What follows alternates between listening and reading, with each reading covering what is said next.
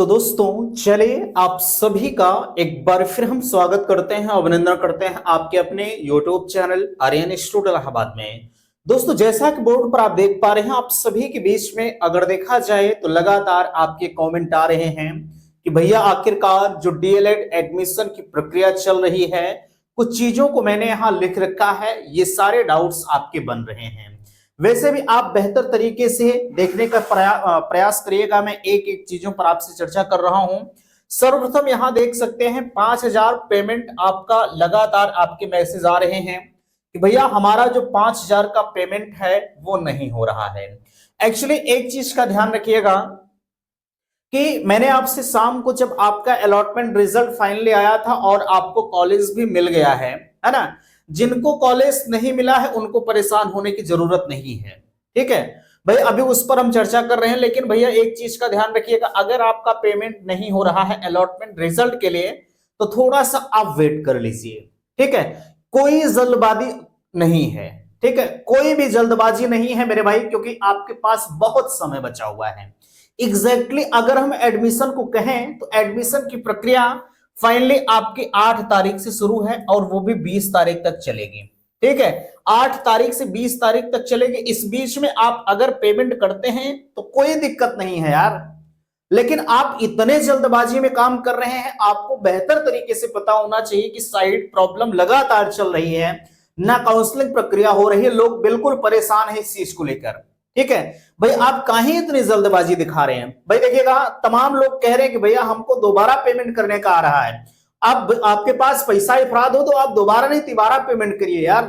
ठीक है, जो चीज हम लोग बता रहे हैं आपको आपके फायदे के लिए बता रहे हैं। ठीक है, अगर आपका पेमेंट नहीं हो रहा है या एक बार हो चुका है, दोबारा से पेमेंट के लिए मांग रहा है, तो आप पेमेंट अब ही मत करिएगा। ठीक है, कम से कम आप 24 घंटे का वेट करिए, क्योंकि आपके पास काफी पर्याप्त समय बचा हुआ है ना।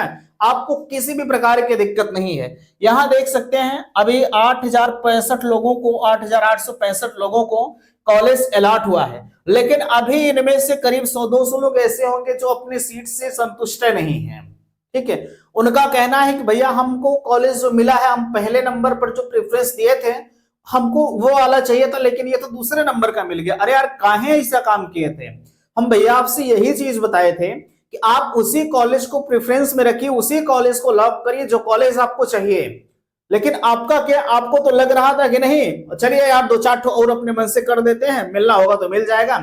अरे अब मिल गया तो अब काहे पछता रहे हैं भैया? अब मत पछताइए। या तो आप ये पेमेंट को दोबारा से 5,000 करिए, तभी जाके आपका कल्याण है। अन्यथा की स्थिति में जो कॉलेज मिल गया उसी में जाइए आप एडमिशन लीजिए। ठीक है, यही आपके पास सबसे लास्ट ऑप्शन है।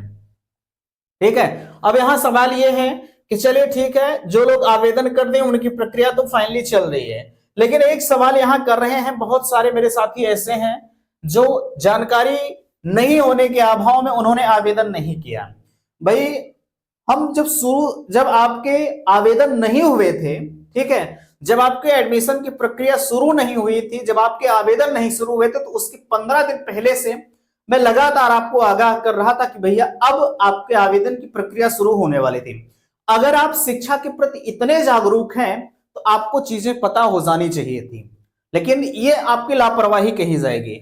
अब आपके पास सिर्फ एक ऑप्शन बचता है, वो भी भैया आपके लिए सिर्फ एक कॉलेज बचता है, अल्पसंख्यक कॉलेज। ठीक है, कौन सा? अल्पसंख्यक कॉलेज, ध्यान दीजिएगा। ठीक है, अल्पसंख्यक कॉलेज, यहां पर आप कॉलेज की लिस्ट में सर्च कर लीजिए।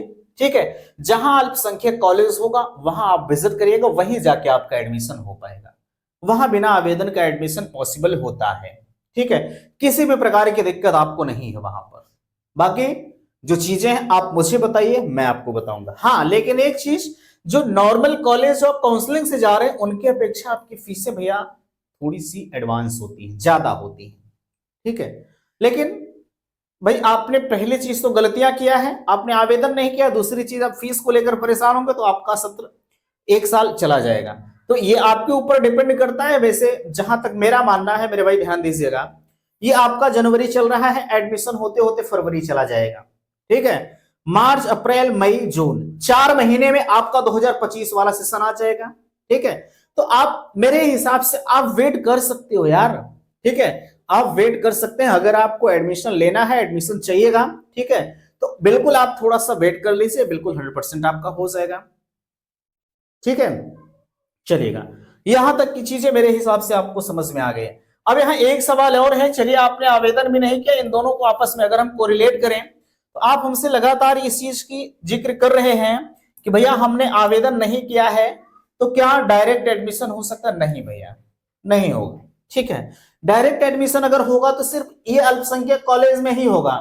बाकी अगर आप अपने मन से चाह रहे हैं कि मैं किसी भी कॉलेज में डायरेक्ट एडमिशन के लिए एलिजिबल हो जाऊं, तो ये पॉसिबल नहीं है, ठीक है। आपका डायरेक्ट एडमिशन नहीं होगा मेरे भाई, है ना। इस चीज को आप बेहतर तरीके से समझ जाइए। डायरेक्ट एडमिशन सिर्फ उन्हीं लोगों का हो रहा है, अभी तो वैसे नियमता तो डायरेक्ट नहीं हो रहा है। जैसे सपोज दैट आप 50,000 का जिक्र मैं कर रहा हूं एडमिशन का, ठीक है।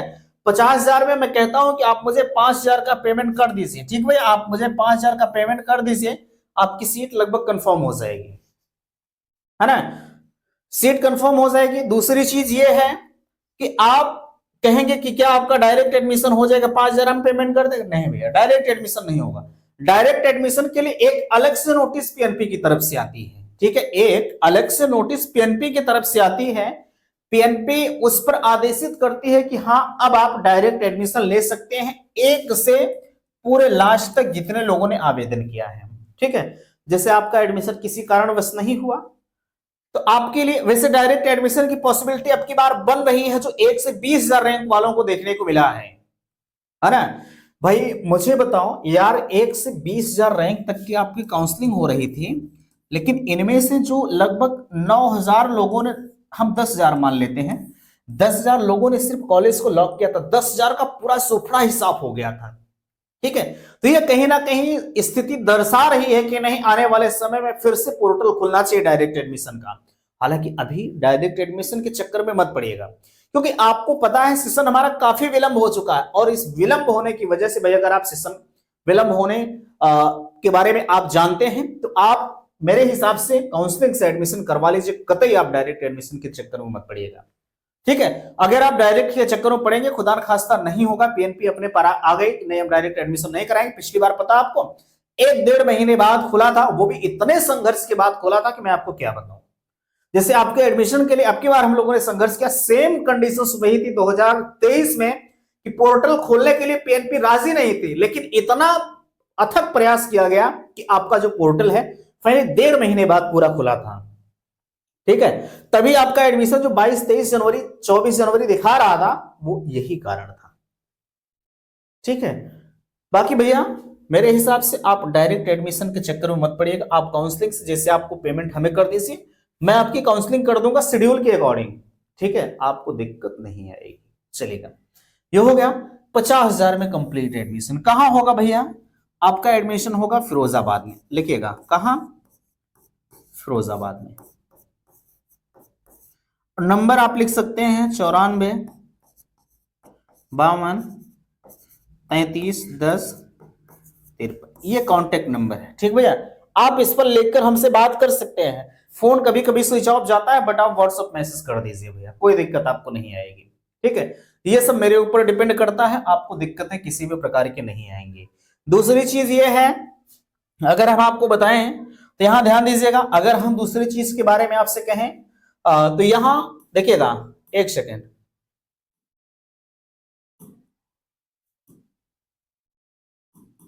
चलेगा। देखिए अदर स्टेट वाले सबसे ज्यादा परेशान हैं, मैं आपको बताना चाहूंगा। अच्छा इसको नीचे ही कर देते हैं, वो लोगों ने दिख रहा है, खैर चलेगा, सब चीज आपके बीच में है, हर चीज आपको दिख रहा है, ठीक है, चलेगा। यहां अगर हम आपको बताएं तो आप अगर अदर स्टेट से भैया बिलोंग कर रहे हैं, ठीक है, तो आपको मेरे हिसाब से अगर एडमिशन की जरूरत है, ठीक है, अगर आपको एडमिशन की जरूरत है तो भैया आप बेधड़क संपर्क करिएगा, आपको किसी भी प्रकार की दिक्कत नहीं आएगी, ठीक है। मैंने कांटेक्ट नंबर, जैसे अदर स्टेट वालों के पास ये बड़ी समस्या है कि इनकी रैंक भैया काफी हाई है, ठीक है। किसी की रैंक 1 लाख है, किसी की रैंक 2 लाख है, किसी की रैंक 3 लाख के ऊपर है, तो आपको दिक्कत नहीं, एडमिशन की जिम्मेदारी हमारी है। अगर आप एडमिशन लेना चाहते हैं तो बेधड़क यहां संपर्क करिएगा। मैंने एडमिशन का जो जिम्मा ले रखा भैया आपका यही होगा, ठीक है। बाकी मेरे पास और कोई ऑप्शंस नजर नहीं आते, ठीक है। यहाँ देखिएगा डायट व प्राइवेट के लिए आवश्यक डॉक्यूमेंट्स क्या हो सकते हैं, और यहाँ 20,000 से 1 लाख तक की काउंसलिंग ऑलरेडी चल रही है। अगर आपको एडमिशन लेना है तो काउंसलिंग प्रक्रिया अपनी करा लीजिएगा। सर्वप्रथम आपको 5,000 का पेमेंट करना पड़ेगा, ठीक है, काउंसलिंग फीस के लिए। उसके बाद दूसरा जो पेमेंट होगा वो अलॉटमेंट के लिए होता है, जब आपको कॉलेज मिल जाएगा। यहां देखिएगा डायट व प्राइवेट के लिए आवश्यक डॉक्यूमेंट्स क्या हो सकता है, आप नोट करिएगा। आवश्यक डॉक्यूमेंट्स के लिए मैं आपको बताना भी चाहूंगा, ये सबसे ज्यादा आपके मैसेज आ रहे थे, ठीक है आपके। अच्छा, इसको हम इरेज कर देते हैं, चलेगा, एक सेकेंड।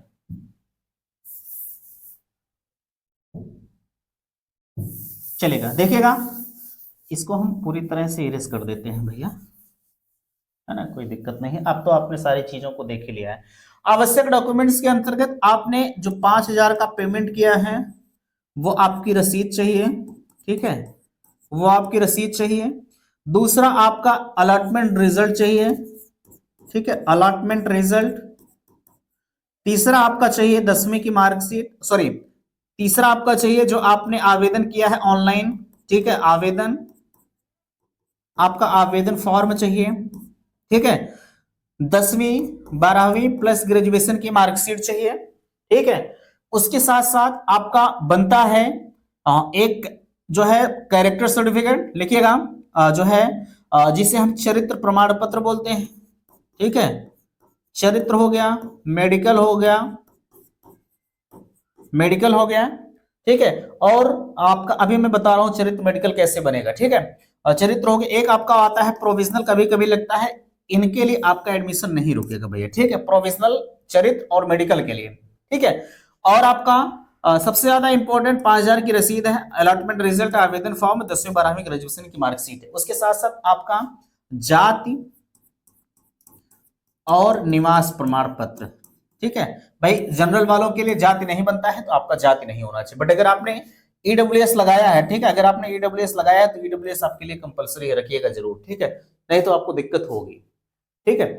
इतने डॉक्यूमेंट्स आपके लिए चाहिए। बाकी यहाँ चरित्र प्रमाण पत्र 2 तरह से बनते हैं, ठीक है। एक तो आपके राजपत्रित अधिकारी द्वारा बनता है, दूसरा आपके महाविद्यालय जहां से आपने ग्रेजुएशन कर रखा है वहां से बनता है, ठीक है, आप बनवा लीजिएगा। मेडिकल सर्टिफिकेट अपने नियरेस्ट जिला अस्पताल चले जाइए, किसी भी जिले से आप बिलोंग करते हो, ठीक है, आप उस जिले के जिला अस्पताल चले जाइए, आपका मेडिकल सर्टिफिकेट फटाक से बन जाएगा। तीसरी चीज प्रोविजनल आपके विश्वविद्यालय से बनता है, आप बनवा लीजिएगा, ठीक है। आप अपने महाविद्यालय संपर्क करेंगे या तो आप जो है कॉलेज आप विजिट करिएगा। कॉलेज का मतलब जहां से आपने ग्रेजुएशन कर रखा था वहां पर आपको बेहतर तरीके से पता चल जाएगा, ठीक है। बाकी मैंने सारी चीजें आपको बेहतर तरीके से बता दिया, बट अगर कहीं किसी प्रकार की आपको दिक्कत है तो बिल्कुल आप संपर्क कर सकते हैं, ठीक है।